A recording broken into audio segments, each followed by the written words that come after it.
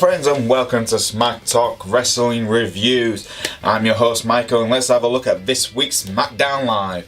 So this week's Smackdown Live started pretty damn awesome. You had this pretty much like shows of what happened against Shane O'Mac and Kevin Owens at Hell in a Cell, and they were pretty much stating that Kevin Owens and Sami Zayn will come out later on the show to say why Sami helped Kevin, and that was brilliant. This is the reason we all tuned in that night, and it was exciting for the build up to that part.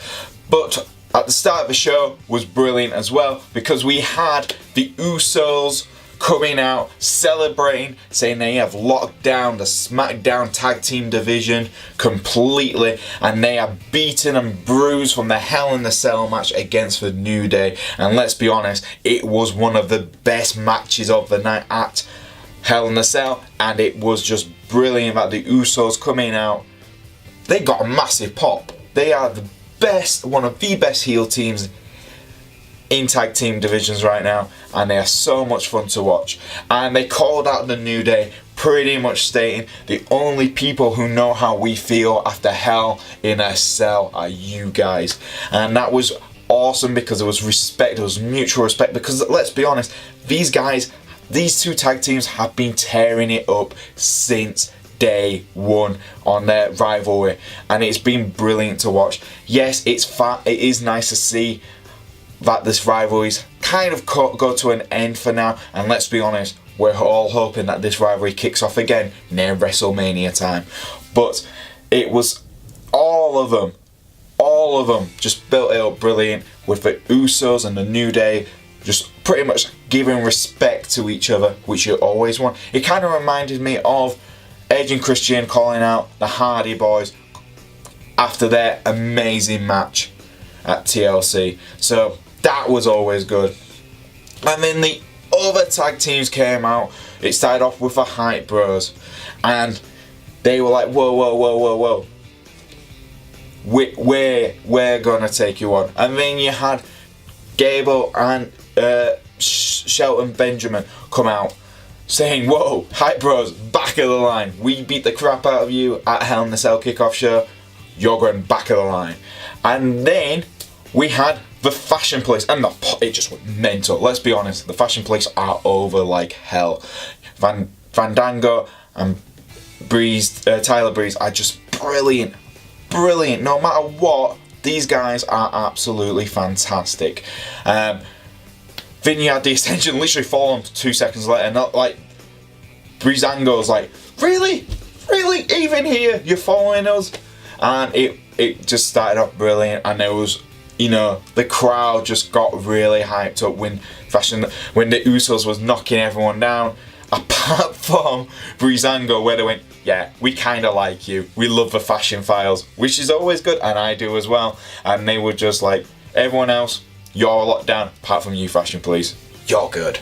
Then Daniel Bryan comes out, which is always great, gets even more of a pop for the crowd, and he pretty much states that Usos and New Day need to get out of the ring, because, and the crowd was going, no, but Daniel had a reason. He wanted to get on with finding out who the Usos' next challengers will be, and that moved on straight to our first match of the night, which was a fatal 4-way tag team match, which was brilliant.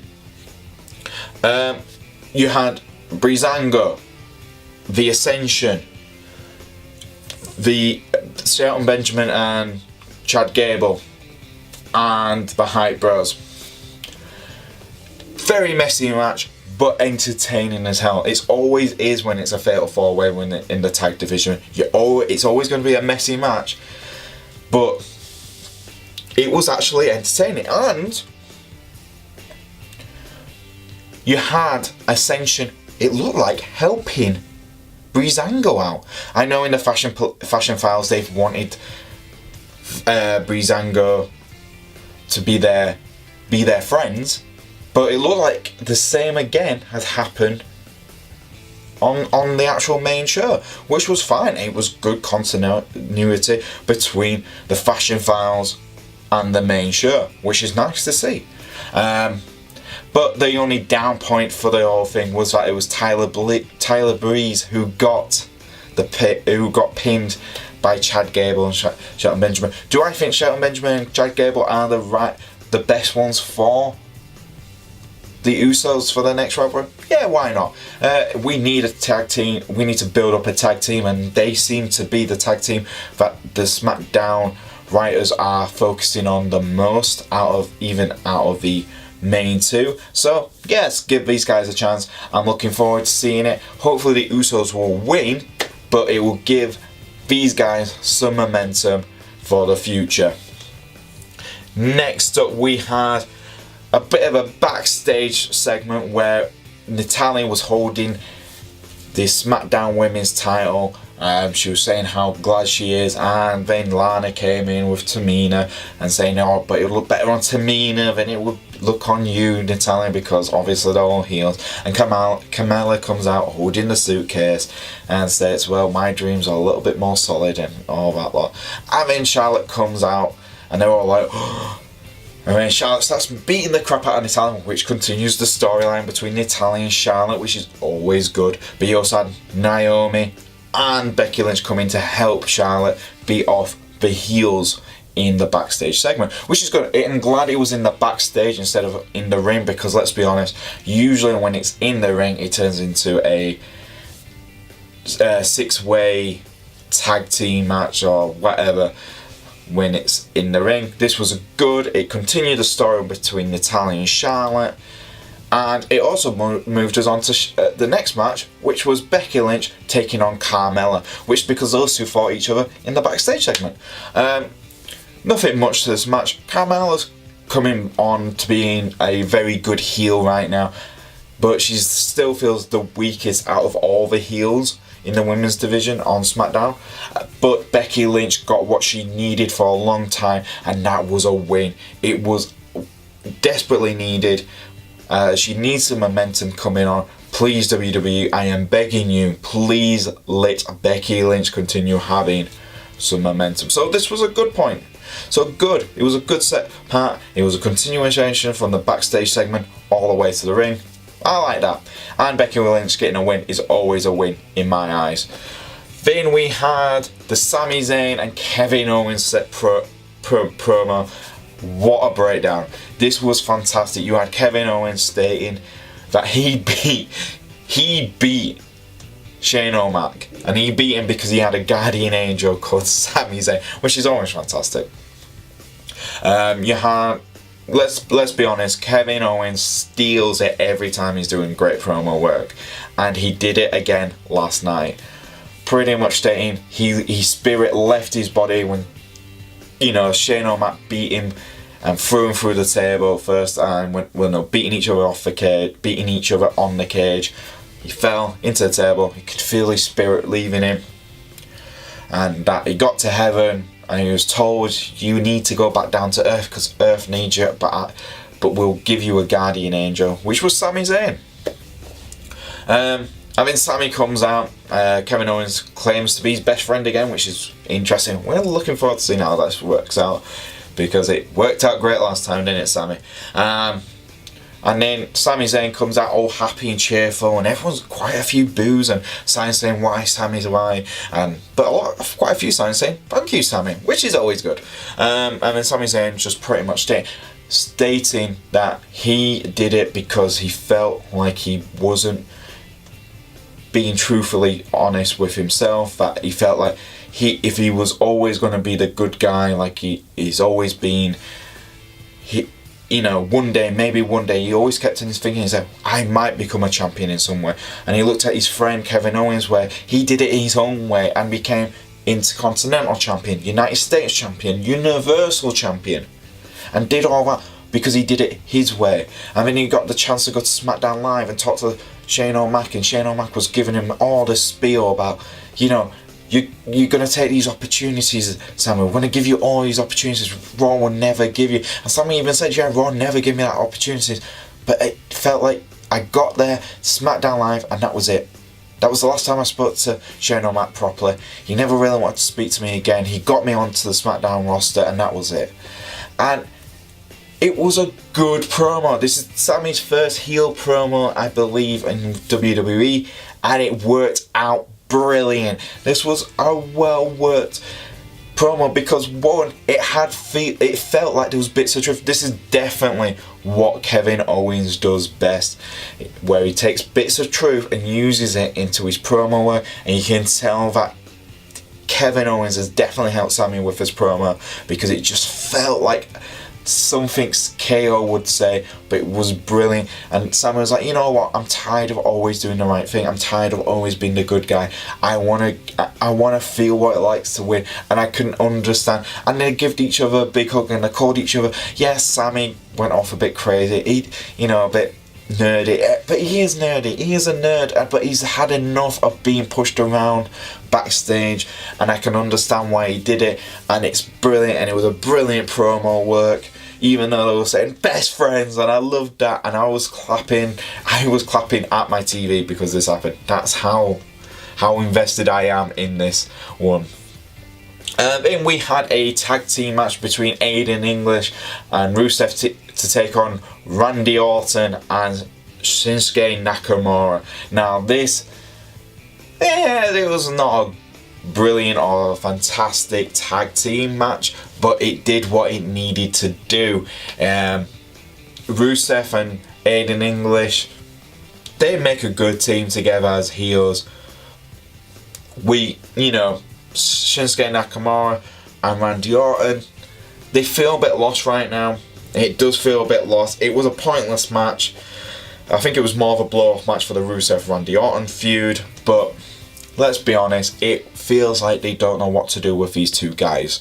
And hopefully Randy will turn heel and try and take out Nakamura, which would be a great promo. I would love to see that fixture, because let's be honest, those two could probably they had a really good match last time they took each other on, so I wouldn't mind seeing that again. We also had a kind of promo cut from Luke Harper and Eric Rollins, so it looks like they've finally been repackaged. They're getting ready to be sent out as a tag team again. They're not going as the Wyatt family anymore, which is good, because obviously Bray Wyatt's now on Raw. But they hammers or something like that. It did look like cheap cosplayers for a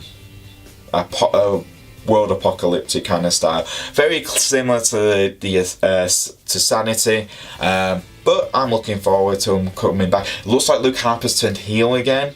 On his repackage, they've turned him heel. Not sure how I feel about that, because I was kind of rooting for Luke Harper to get a push as a babyface after he broke away from the Wyatt family. But another tag team for the SmackDown roster, yeah, it's needed. And I look forward to seeing how they come out. Because hopefully these guys will be the second big heels on the tag team division, because they do need a tag team, because it looks like the Ascension's turning face, very closely turning face. Then we had Bobby Roode call out Dolph Ziggler. Bobby Roode was pretty much praising his first win on a pay-per-view on SmackDown Live, which was it was a decent match. But Bobby, obviously, as you know, at the end of our Hell in a Cell reactions video, Bobby got attacked by Dolph like 2 seconds after he got the win, and he called Dolph out. Dolph was like, yeah, well, I'm gonna take you on, and then does the typical heel thing, but not here. So pretty much Daniel Bryan is said that they're gonna have a rematch next week. That's fine. Again, this is a continuation. I don't really care about this feud because it doesn't feel like there's much in stake wise, but it gives Bobby Roode a strong opponent until they know what to do with him. Then we had our main event, which was the United States Championship matchup against AJ Styles taking on Baron Corbin for the title. This was a decent match. This was a very decent main event match. AJ Styles and Baron Corbin work well against each other, and yes, like I said before, Baron Corbin has gotten better since he started working with AJ Styles. AJ had a majority of the match under control. Yes, Corbin had some good offensive parts in the match, but it was definitely AJ who was running that match. You can tell straight away when the match started. AJ was in complete control. Yes, Corbin started to get a bit more momentum back, but it was mainly AJ. I mean, near the end of the match, Corbin uses AJ's own momentum at the top of the ring, drags him over. AJ looks like he's seriously injured. Corbin gets him into the ring. End of days, wins, and Corbin is still our United States champion. Now, this for me is a good thing, because let's be honest, we want AJ to go for a bigger belt, and that's the WWE belt. So that's this week's episode of Smackdown Live. Was it a good episode? Was it a bad episode? The majority of it was good. There were some iffy bits, but apart from that, from the show after Hell in a Cell, definitely felt like a good show. But the thing I want to really talk about before I go is, where was Jinder Mahal? The WWE champion did successfully defend his championship at Hell in a Cell, but didn't turn up tonight on SmackDown Live. For me, this is another sign that Jinder Mahal isn't really our champion. Again, the guy who should be the guy on SmackDown Live doesn't feel like that. AJ Styles and Baron Corbin felt like they were the guy. And that's the reason AJ makes any belt he holds feel like the most important belt on the roster on SmackDown. Jinder Mahal doesn't do that. So what I'm hoping to see soon is that Jinder Mahal will be taking on someone like AJ Styles or Kevin Owens, because these two are probably the strongest and best wrestlers we have on SmackDown Live, and they should be holding the belt. But let's be honest, this possibly won't happen, because we all know that WWE are travelling to India in December, and Jinder's probably going to hold the belt until their tour in India is over. But that's the thing with wrestling, you never know what's going to happen. So that's our thoughts on SmackDown Live this week. If you do like our videos, please like, subscribe, and you can follow me on Twitter at Boise88. And thank you so much, guys. Our Hell in a Cell reaction video has been an absolute hit, and it's all because of you guys, so thank you so much. I will try and get my partner in crime Jay to return for another episode sometime soon, but we'll see you again next week.